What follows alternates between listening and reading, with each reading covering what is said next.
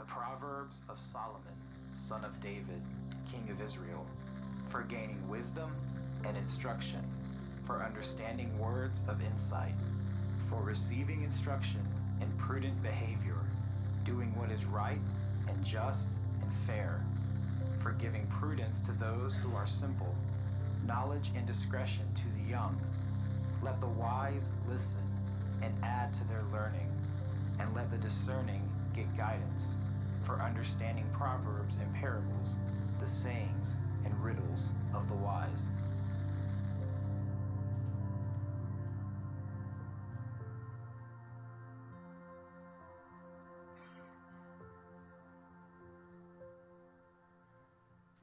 All right, good to see all of you. When Jim said end of summer, there was two emotions, a little sadness in your heart and a little gladness in your heart. You know who you are, and you know why you had whatever emotion you had. Hey, I will say this too.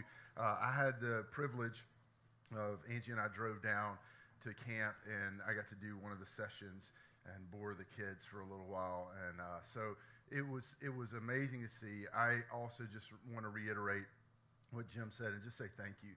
Thanks for praying. Thanks for being a church that supports financially what happens. But I want to say Jim didn't just survive it. He is a fantastic leader. And those students and those leaders, and if you're a parent, we're lucky to have him. He led very well. And there's an incredible group of people that gave up vacation time.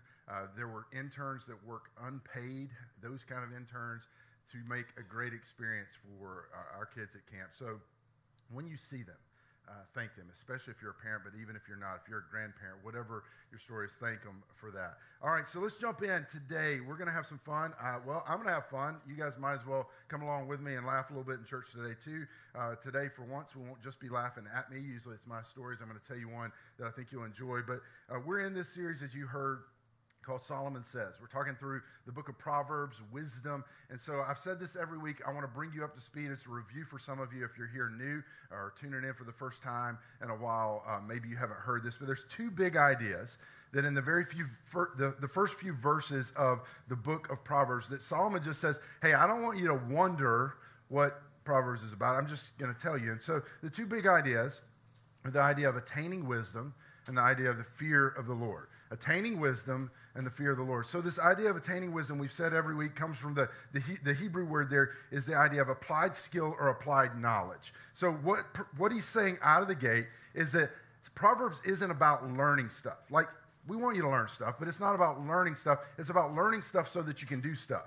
It's about putting it into practice so that it'll lead to a different kind of life. So that's the very first thing, this idea of attaining wisdom is not just to learn something, but it's about doing something. The second idea is the fear of the Lord, which we talked about. The fear of the Lord is this idea of reverence or awe, that when we look to God, there's something in us that can recognize that there's God and there's me. And there's a God and I'm not that God. And if that's the case, then God becomes the definition setter in all things in life. And my role now becomes that I discover the definitions that he has set. And you find that all throughout the book of Proverbs, that one of the keys to wisdom is this recognition that, hey, God's ways are higher than my ways. God's eyes see things that my eyes don't see, and God is God and I am not. And so those two ideas are really the underpinning ideas that run all throughout the book of Proverbs. And this other thing that I've said every week that I want to say again today is that Proverbs are not promises, they are principles. I've had some of you that grew up in church approach me and say, hey, I've actually never heard that said that way. Now, there are all kinds of promises. I want to be clear about this. There are promises that God makes to us. And sometimes Proverbs match those promises, but they are not by nature or in nature promises. They are principles. It's, hey, if you do this 9 times out of 10, this is what's going to happen. This is the way of life. So with that, you're up to speed. We're going to jump in today. We're going to look at 2 different Proverbs. But for everyone over the age of 16, and maybe even if you're like 14 years old, but over the age of 16, if you look back, as you look back on your life, some of you look back 2 weeks, some of you it's going to be 2 days or 2 hours, some of you it's going to be 2 decades. But as you look back on your life, how many things, you don't have to come up with an actual number, but I want you to think about how many things that you did were all about gaining someone's approval. Like pretty much all of them, right? Like when you look back on your life, you look back on the decisions you make, the ones you did, and the friends you had, the ones you did, and the things, all the stuff Like some of you are like, I don't want to go back to 16 to think about this. How many of the things that we did were about gaining someone's approval? See, I think there's something in the human soul that craves the sound that's in this box. Some of you are like, ooh, visual illustrations, I love it. All right, here's the sound. You ready? You know what it is? It's that. Don't you just love this? Just approved. Approved. We love the sound. And again, whether it's the actual literal sound, there's something in our soul that craves this. We just want approval. And this thing is driving us in ways that sometimes we don't even understand. So I think it's interesting if you think back. I wonder how many bad ideas find their origin in this, our need for approval. I wonder how many bad outfits find their origin in this, our need for approval. I wonder how many bad decisions. I wonder how many bad haircuts find their origin in our need for approval. So I could not say all of this and not share with you this story. I called my buddy Shane. This was the first thing I thought about. I said, Shane, can I share this story? And he said, yeah. He said, you can share it. He said, only if I can watch it later. And I said, yeah, man, you can watch it later. So my friend Shane, this goes back. Some of you will understand this, and I'll bring you up to speed if this predates you. But it was back when this phrase, rico suave or rico suave, was popular. There was a song that had made it popular. Some of you have no idea what that means, so Google is going to help. This is what it says. Rico Suave tends to be used as the name of a stereotypical Latino ladies' man who is very charming but cocky, often depicted as wearing gold jewelry with flowing or greased hair and long unbuttoned shirts over a muscular torso. Now, there is an image that came to your mind, and I assure you that image is not my friend Shane. He's very Caucasian, which makes this story so much funnier to me. But so what was happening was he was on the offensive line of the football team, and all of them in solidarity for their big rivalry game, they were getting their head shaved. And so his mom was a hairstylist, so he decided to go strong. He decided that he was going to have her shave suave in the back of his head. I mean, what could possibly go wrong, right? There's no chance this could go sideways, right? So he does it. Shows up to school the next day. He said he didn't make it more than 3 or 4 steps into the building, and one of his buddies yelled, "What up, Swavey?" And he said he thought for a second. He's like, "No, dude, it's Suave, like Rico Suave." He's like, "No, dude, you're Swavey." So he was supposed to put that, but instead his mom shaved that. He said she didn't know it was French. He said, so from that moment in his life, throughout the rest of his high school career, he was known as Swavey. I still call him Swavey to this day. I didn't even know him in high school. So he's a Charlotte OG, like he lives around here. And he told me recently, he said, Chris, I still bump into people in town that call me Swavey, right? So Shane, thank you. For once, I didn't have to be the focal point of the sermon illustration, so I'd like to thank you. But let me just say this. Let me tell you what's true, and it's true of you, and I know it's true of you, and here's how I know it's true of you, because you have a pulse. Here's what's true of you. Everybody cares about somebody's approval. You just do. There's something in our soul that craves approval. It's no matter who you are. It doesn't matter how old you are. It's been going on our entire lives. From the time you could walk and talk, you were craving someone's approval. To the time later when we can no longer walk and talk, we will still be craving someone's approval. And every moment in between, there's something in us that desires it. And I wonder if you remember the first time you realized there was a them. There was a group of people or there was a person that you desired their approval. And do you remember the time that you realized that you weren't a part of the them? Like you weren't in the group. You didn't get invited to go out after work for drinks, and you're like, oh, that was the moment you realized. And you felt something. Because you didn't even know you wanted their approval until you didn't have it. For some of us, it goes way, way, way further back. Maybe it's something with your parents. Maybe it's something else. But do you remember there's moments, and it doesn't just happen as a kid. It happens right into our adult life. There are these moments where we just realize there's a them out there. We desire to be liked by them. Their opinion matters to us, but we didn't know their opinion mattered to us until we weren't involved. until we were outside the circle. And here's the thing, it would be great if we outgrew this, right? It'd be great if when you were 3 or 4 or 5 or 6, or when you were in middle school, one day the switch just flipped and you just left it all behind. But that's not how it happens. It gets dragged into our adult lives, and you know what happens? It just becomes more sophisticated. Like, our need for approval just hides in different ways. Like, let me ask you this. Have you ever been to the gym? And then there's that one guy that just, if he feels like he lives there. Like, his whole motto in life is, I like to pick things up and put them down.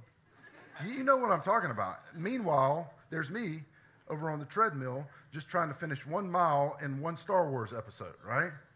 You know what I'm talking about, ladies. There's the person.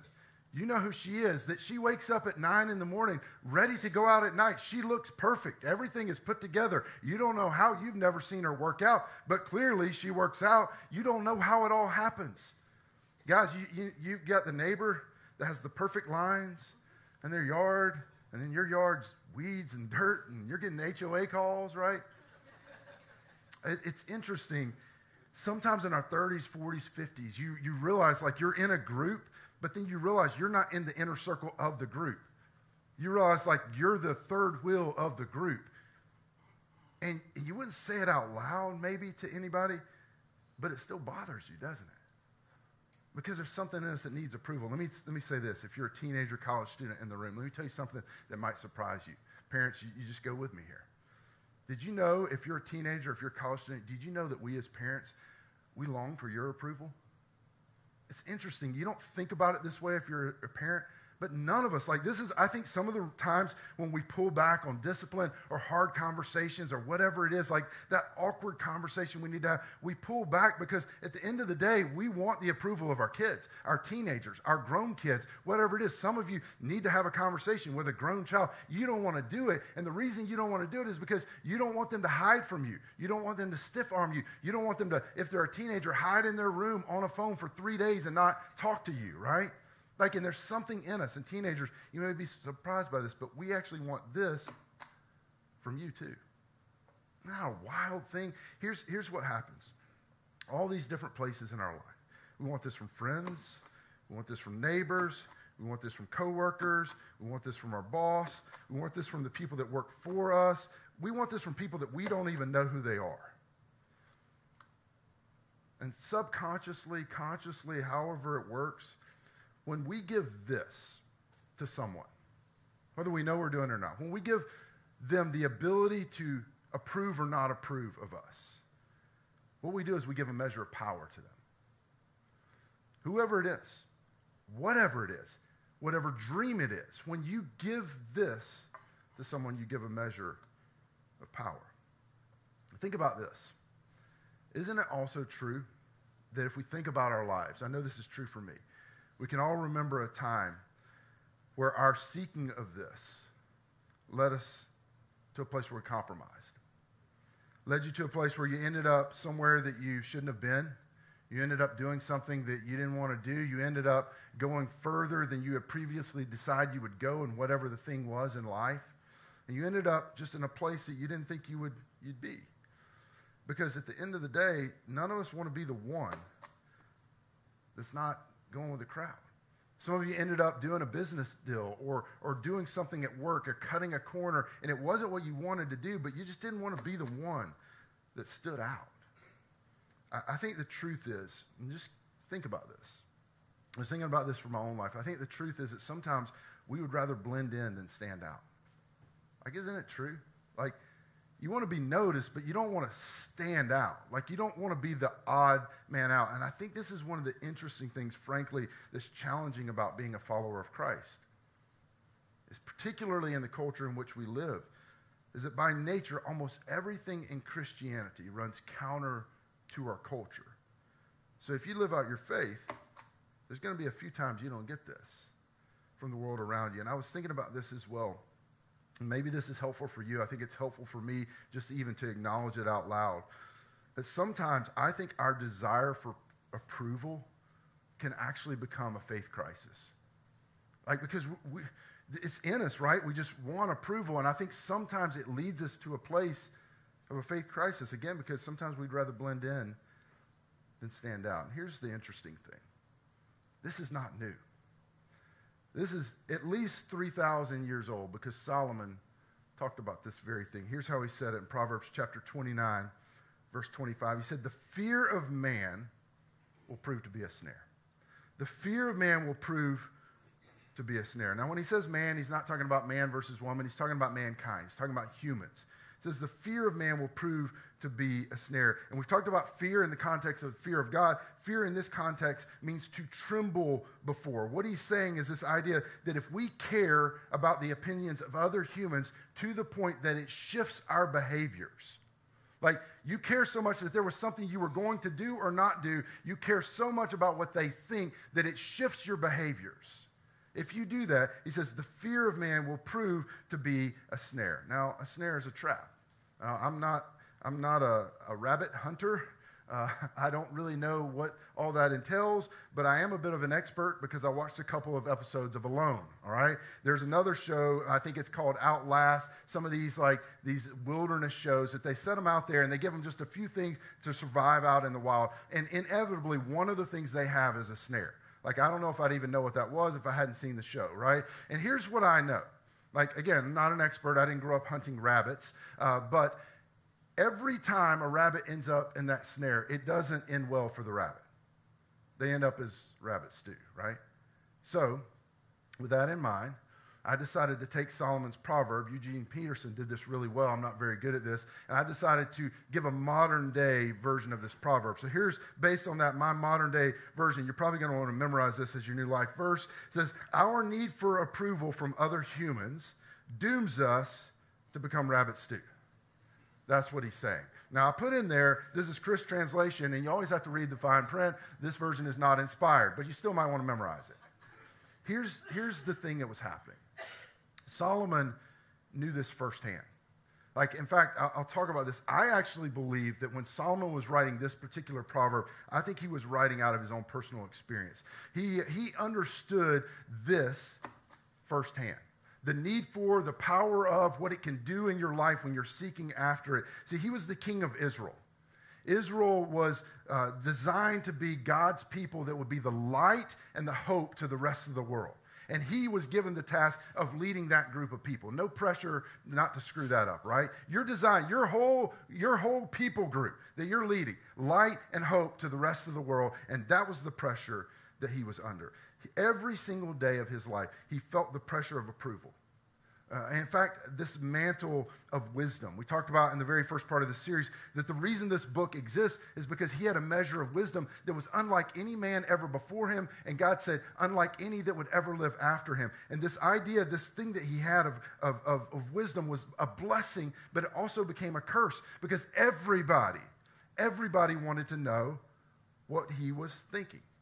All of his people expected him to give perfect wisdom all the time. There was an immense pressure that came to Solomon as a result of this gift that he had been given of wisdom. And not only his people, but the scriptures tell us that all kinds of other nations, the leaders of other nations, when they would be in these complex treaty or war scenarios, they would come to Solomon for advice, constantly looking for him.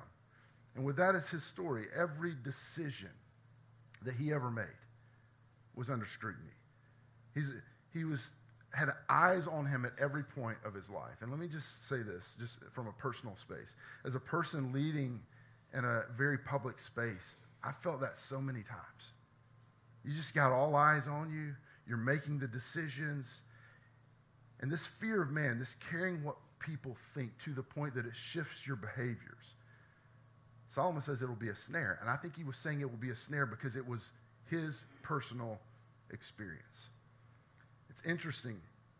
Anytime you give someone the power of approval, whether it's a classmate, someone in your sorority, whether it's a group of executives, a certain group of moms,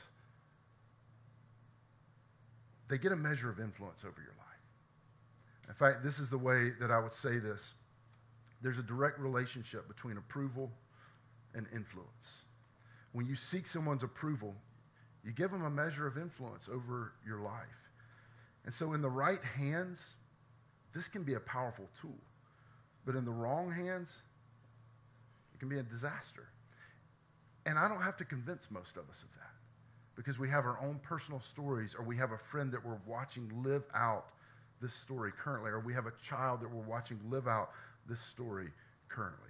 It reminds me, when I was thinking about this, there's a quote from Craig Rochelle that I have used for years in my own life, and I've used with our team, that he says, if you rise on the applause of people, you'll fall when it's absent. If you rise on that need for approval, the minute that it's absent, you will fall.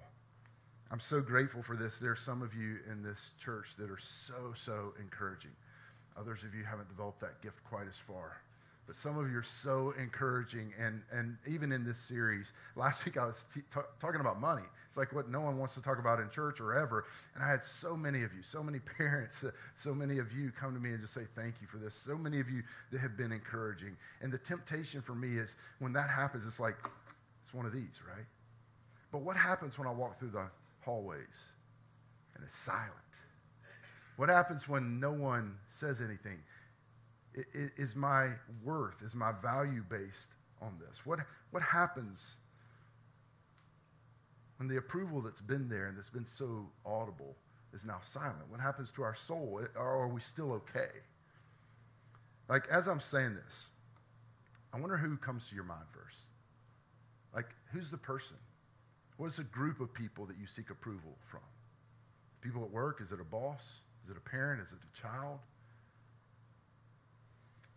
Some of us, according to Solomon, probably how he describes it, we're probably already there in the snare. In fact, for some of you, I don't have to convince you. You're like, I know I'm there. I've spent my life there. I'd just like for you, Chris, to jump to the end of the story where you give us, like, is there a solution? Is there an antidote? Is Solomon going to talk about that? And to that, I will say there is an antidote, and I think Solomon's wisdom will work. This is how he continues. This is how he talks about the second half of this proverb. First half, he says, the fear of man will prove to be a snare, but whoever trusts in the Lord is kept safe. Like, whoever trusts in the Lord is kept safe, like they're not in the snare. Like, they're not in danger. In other words, there's a direct connection between trusting in God and not being in a snare. Which, if I'm honest, and maybe you feel this way when I said it out loud, when I read that, that doesn't feel very practical. I'm like, okay, what does that even mean?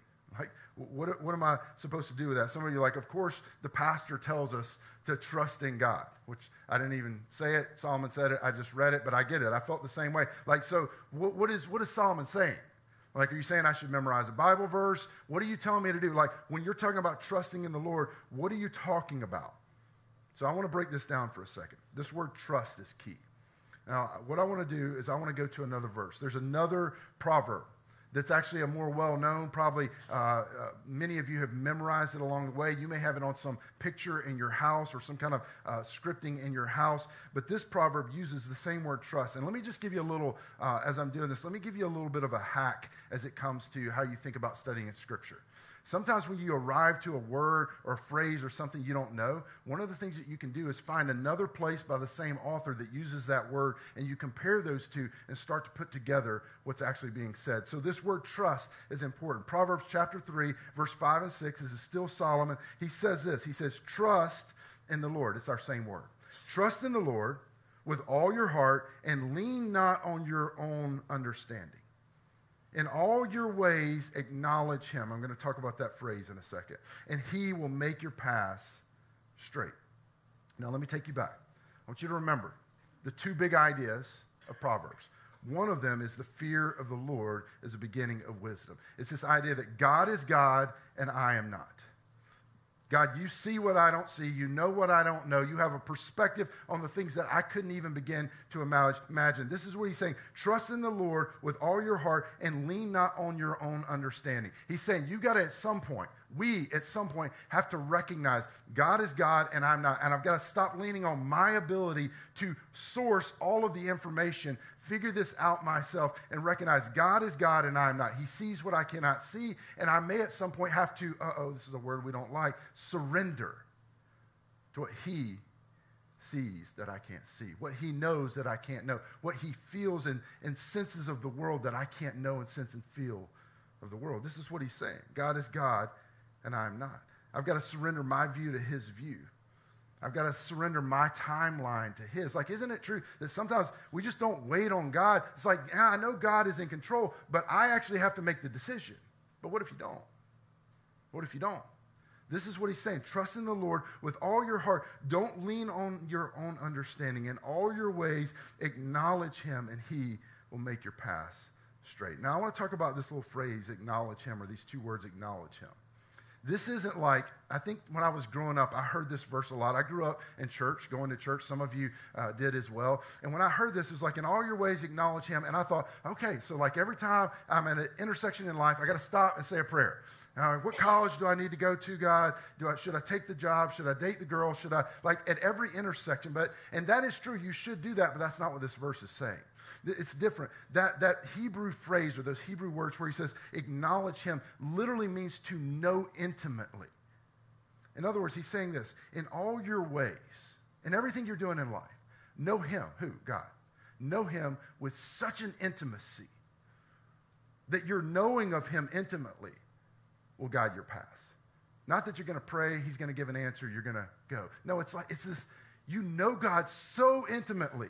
You spent so much time. You know the heart of the Father to the degree that when you come to that intersection, you're like, oh, I know what my Father would do. I know, I've seen it in Scripture. I've seen it in life. I've got it in the collective wisdom of others. In this moment, I know God so intimately that I know exactly what he will do. I've said this before, and some of you have heard this, but the way I think about this that makes it make sense in my life is I think about mine and Angie's relationship. We've been married for 25 years. If we could go to any cafe, any restaurant, anywhere in the city, and I could just step away, close my eyes, put my fingers in my ears, and my wife can order whatever it is that I needed to order, or I would have ordered. Now, some of this is because I admit I'm a creature of habit, right? Like if I've had something good at a restaurant, I just would get the same thing again. So that's part of it. But that's not all of it. We have just journeyed in life, guys. Like she knows what coffee I'm going to get. The only thing she has to ask, hot or cold. Like, are we doing hot or cold? I know what you're doing. Like everything else, we've journeyed together so long. And we've been in so many situations that we know how each other think. She can finish my sentences. Listen, let me tell you about this. I know that the minute we sit on the couch and I start a movie, my wife is going to get up and find something to do. Like she was sitting there for 10 minutes and she wants to watch the movie with me. It's like Pavlov. I don't know what happens. I hit the remote, I hit play, she gets up, she leaves. I'm like, then I have to hit pause. How do I know this? Because it's happened for 25 years. I know it's going to happen every time. This is what he's saying. He's saying, you gotta know me with such an intimacy that you just start to, in that moment, in that business opportunity, because sometimes you don't have the ability to get down on your knees by the cubicle and say, God, I need you to direct my path. Sometimes you got to be in the moment and know the heart and the character of your Father to know, knowing of him guides your paths. Knowing the response will guide the path. Trust in the Lord with all your heart. Lean not on your own understanding. In all your ways acknowledge him, and he will make your paths straight. Let me just tell you, this takes some work. This didn't happen in year 2. Year 2, I was still ordering all the wrong things. She was ordering all the wrong things. I was saying and doing all the wrong things. I still do that sometimes. But it takes time. There's something that happens in year 12, 15, 20. So for those of you that are new in your faith, I want to tell you to keep after it. Keep chasing after knowing the heart of God, getting to know who he is, how he sees you, how he sees the world. Now here's what I want to do. I want to take that idea of trust, and I want to retrofit it back to the verse that we started in. The fear of man will prove to be a snare, but whoever trusts in the Lord is kept safe. This idea of trust now, this idea of trust is surrender. You're God, and I'm not.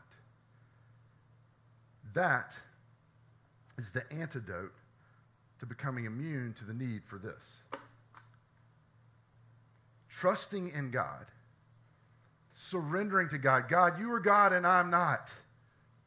I don't have all the answers. I think I do. I don't have all the answers. I can't see it. I can't see what's on the other side of that turn, that curve.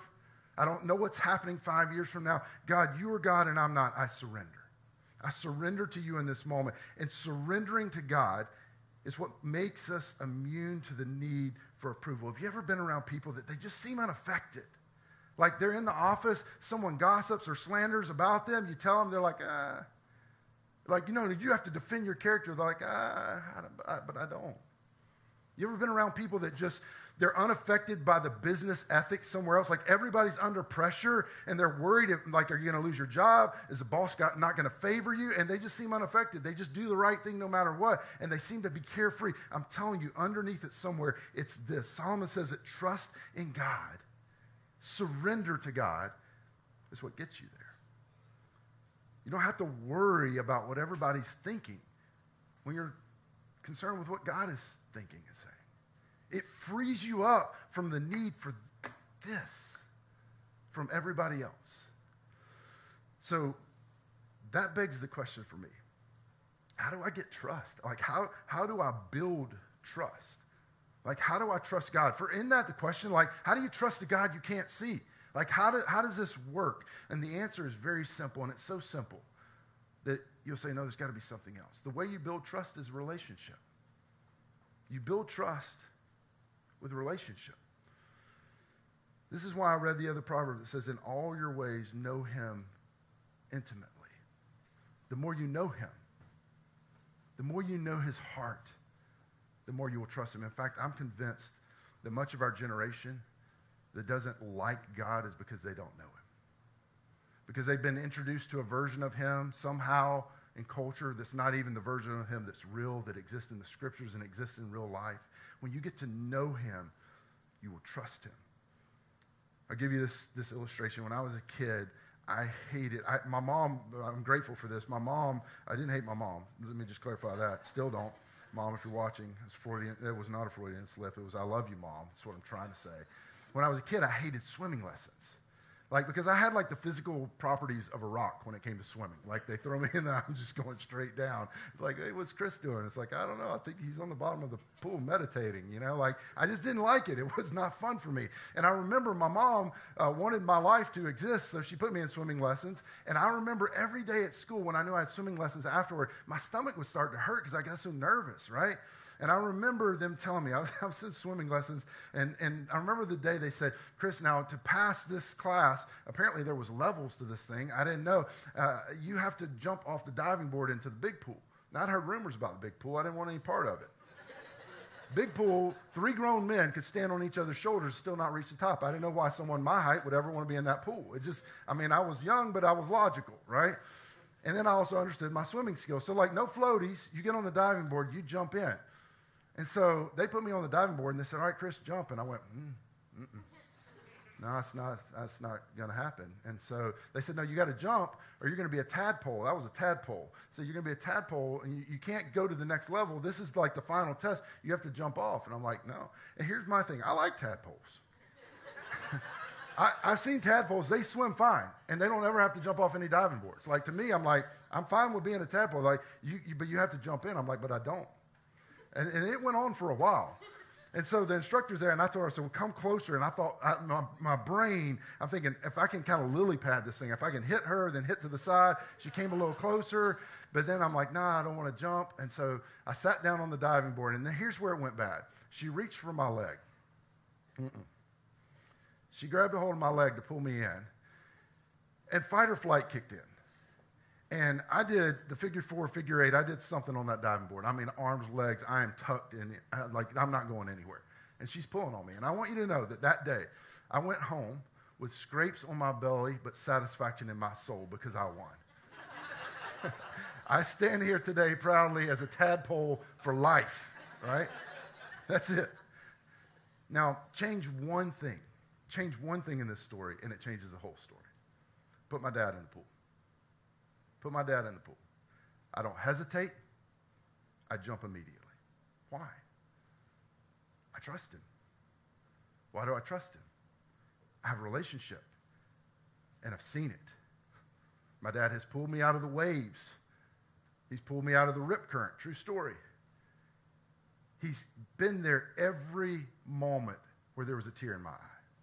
He's put Band-Aids on my knee. He's taken me to the hospital. He's taken me to the doctor. He's prayed with me. I know if my dad is in that water, I have relationship with him. I have trust because of that relationship. And without hesitation, I jump in. Because here's what I know. If I slip, I go under. My dad will do whatever it takes to make sure that I don't live at the bottom of the pool. And your Heavenly Father's the same. The problem is some of you are seeing an instructor that you don't know in the pool. And I wouldn't trust him either. But if you ever give yourself the permission to get to know your Father, the relationship will grow and the trust will come. And then surrender in that just feels differently. The more intimately you know your Heavenly Father, the more you will trust him. And let me just say this. Some of you need to hear this. I need to hear this.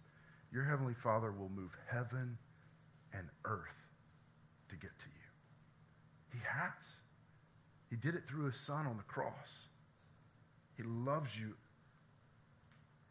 And the more we get this, the less susceptible we will be to our need for human approval, which Solomon says is a snare.